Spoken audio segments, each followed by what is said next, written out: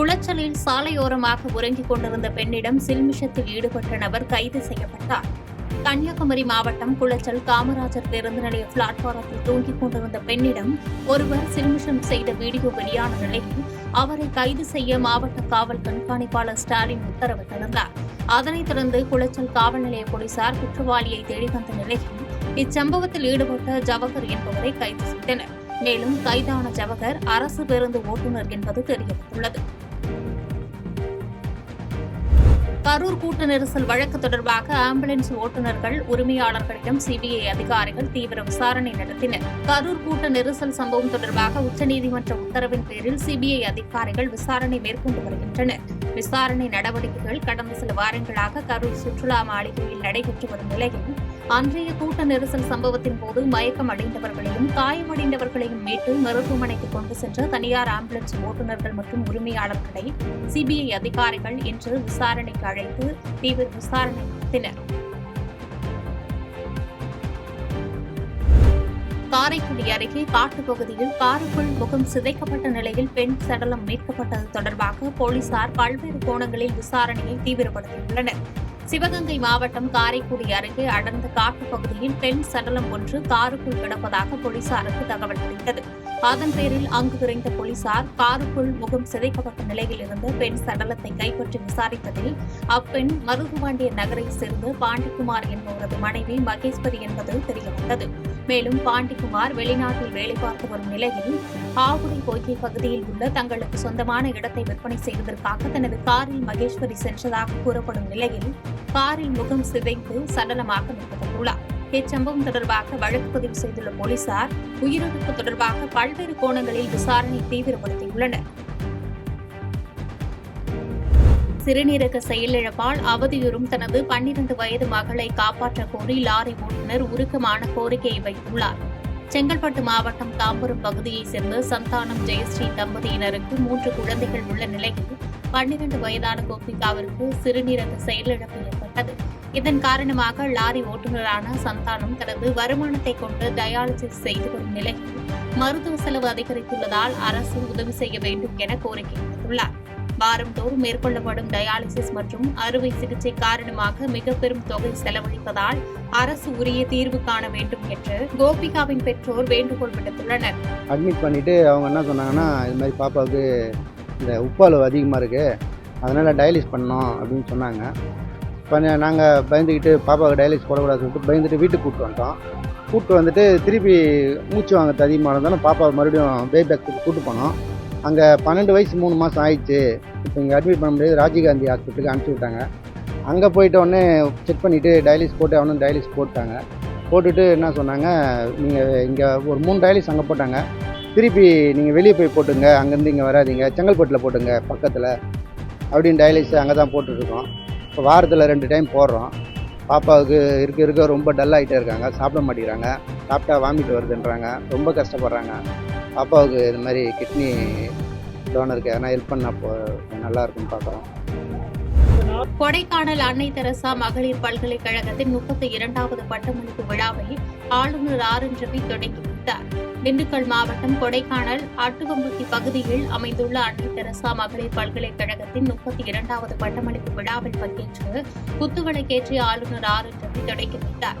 தொடர்ந்து விழாவில் 8486 பேருக்கு பட்டங்கள் வழங்கப்பட்ட நிலையில் 376 பேருக்கு ஆளுநர் நேரடியாக பட்டங்களை வழங்கினார். இதையடுத்து நிகழ்ச்சியில் 58 மாணவிகளுக்கு முனைவர் பட்டமும் 19 மாணவ மாணவிகளுக்கு பதக்கங்களும் வழங்கப்பட்டன. பட்டமளிப்பு நிகழ்ச்சியில் பெருகாம்பூர் பல்கலைக்கழக துணைவேந்தர் கீதாஞ்சலி தாஸ் சிறப்பு விருந்தினராக கலந்து கொண்டு சிறப்புரையாற்றிய நிலையில் பட்டமளிப்பு விழாவினை உயர்கல்வித்துறை அமைச்சர் கோவி செழியன் புறக்கணித்தது குறிப்பிடத்தக்கது. கடலூர் அருகே இருசக்கர வாகனத்தின் மீது லாரி மோதி விபத்துக்குள்ளானதில் 2 பரிதாபமாக உயிரிழந்தனர். கடலூர் மாவட்டம் புவனகிரி பகுதியைச் சேர்ந்த ஆரோக்கிய ஸ்டான்லி மற்றும் அவரது நண்பரான நெய்வேலியைச் சேர்ந்த விஜய் ஆகியோர் வேலையை முடித்துவிட்டு இருசக்கர வாகனத்தில் அறைக்கு சென்றுள்ளனர். அப்போது திருப்பாத்திரிப்புலியூர் நோக்கி சென்று கொண்டிருந்த போது அதிவேகமாக வந்த லாரி மோதியதில் இருவரும் தூக்கி வீசப்பட்டனர். இதில் விஜய் சம்பவ இடத்திலேயே உயிரிழந்த நிலையில் பலத்த காயமடைந்த ஸ்டான்லி மருத்துவமனையில் சிகிச்சை பலனின்றி பரிதாபமாக உயிரிழந்தார். தொடர்ந்து விபத்து குறித்து போலீசார் வழக்கு பதிவு செய்து விசாரித்து வருகின்றனர். அருப்புக்கோட்டை அருகே பாளையம்பட்டியில் மேல்நிலை நீர்த்தேக்க தொட்டிகளுக்கு பகிர்மான குழாய்கள் பதிக்கும் பணியை அமைச்சர் KKSSR ராமச்சந்திரன் அடிக்கல் நாட்டி பணிகளை துவக்கி வைத்தார். விருதுநகர் மாவட்டம் அருப்புக்கோட்டை அருகே பாளையம்பட்டியில் 20,000த்திற்கும் மேற்பட்டோர் வசித்து வரும் நிலையில் கூட்டு குடிநீர் திட்டம் மூலம் மேல்நிலை நீர்த்தேக்க தொட்டிகளில் குடிநீர் ஏற்றப்பட்டு அங்கிருந்து குழாய்கள் வழியாக வீடுகளுக்கு குடிநீர் விநியோகம் செய்யப்படுகிறது. இதற்காக 32 மேல்நிலை நீர்த்தேக்க தொட்டிகள் உள்ள நிலையில் அதிகரித்து வரும் மக்கள் தொகைக்கு ஏற்ப கூடுதலாக கட்டப்பட்ட 8 மேல்நிலை நீர்த்தேக்க தொட்டிகளுக்கு பகிர்மான குழாய்கள் பதிக்கும் பணிக்கு அடிக்கல் நாட்டும் நிகழ்ச்சி நடைபெற்றது. இந்நிகழ்ச்சியில் அமைச்சர் KKSSR ராமச்சந்திரன் கலந்து கொண்டு பகிர்மான குழாய்கள் பதிக்கும் பணிக்கு அடிக்கல் நாட்டி பணிகளை துவக்கி வைத்தார். இந்நிகழ்ச்சியில் அரசு அதிகாரிகள், திமுக நிர்வாகிகள், பொதுமக்கள் உள்ளிட்ட ஏராளமானோர் கலந்து கொண்டனர். SIR வாக்காளர் திருத்த பணியில் திமுக இரட்டை வேடம் போடுவதாக அதிமுக முன்னாள் அமைச்சர் செல்லூர் ராஜு குற்றம் சாட்டியுள்ளார். SIR படிவங்களை அரசியல் கட்சியினர் பெறக்கூடாது, தேர்தல் அலுவலர்களை கொண்டு SIR பணிகளை முறைகேடின்றி செய்ய வேண்டும் என்று பல்வேறு கோரிக்கைகளை வலியுறுத்தி அதிமுக முன்னாள் அமைச்சர்கள் செல்லூர் ராஜு, RB உதயகுமார் மற்றும் திருப்பரங்குன்றம் சட்டமன்ற உறுப்பினர் ராஜன் செல்லப்பா உள்ளிட்டோர் மதுரை மாவட்ட ஆட்சித்தலைவர் பிரவீன்குமாரிடம் மனு அளித்தனர். தொடர்ந்து செய்தியாளர்களிடம் பேசிய முன்னாள் அமைச்சர் செல்லூர் ராஜு, வாக்காளர் பட்டியல் திருத்தத்தை அதிமுக முழு மனதாக வரவேற்பதாகவும், வாக்காளர் திருத்த பணிகள் தொடர்பாக நீதிமன்றத்தில் எதிர்ப்பையும் பூத் கமிட்டி உறுப்பினர்கள் மத்தியில் ஆதரவையும் பதிவு செய்து திமுக இரட்டை வேடம் போடுவதாக குற்றம் சாட்டினார். திராவிட முன்னேற்ற கழகம் இரட்டை வேடம் போடுகிறது. உச்சநீதிமன்றத்திற்கு இந்த மாதிரி வரைவு வாக்காளர் தயாரிக்க கூடாது, இது முறைகேடு நடக்கும், இது மிகப்பெரிய பாதிப்பை உருவாக்கும் சொல்லி உச்ச நீதிமன்றத்துக்கு போறாங்க. ஆனா அவங்க இங்க என்ன செய்யறாங்க, எல்லா தொகுதியினுடைய PO மீட்டிங்ல PLA 2 அவங்க கரெக்டா போட்டு அவங்களும் கலந்துக்கிட்டாங்க. அங்க எதிர்க்கிறாங்க, இங்க ஆதரிக்கிறாங்க. அப்படிப்பட்டவங்க இந்த சீர்திருத்த இந்த நடவடிக்கையில ஏன் குளறுபடி பண்ண மாட்டாங்க அப்படின்ற ஒரு அச்சம் ஏற்படுகிறது.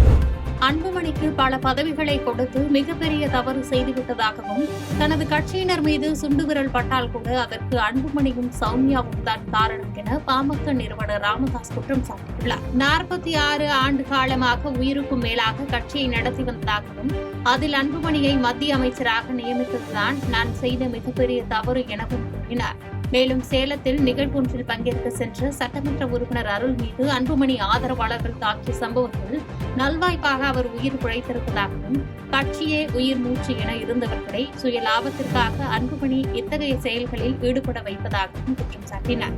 மேலும் மத்திய அமைச்சர், நாடாளுமன்ற உறுப்பினர், மாநிலங்களவை உறுப்பினர், கட்சித் தலைவர் என பல்வேறு பதவிகளை அன்புமணிக்கு கொடுத்து பெரிய தவறு செய்துவிட்டதாகவும், தனது கட்சியினர் மீது சுண்டு விரல் பட்டால் கூட அதற்கு அன்புமணியும் சௌமியாவும் தான் காரணம் எனவும் குற்றம் சாட்டினார்.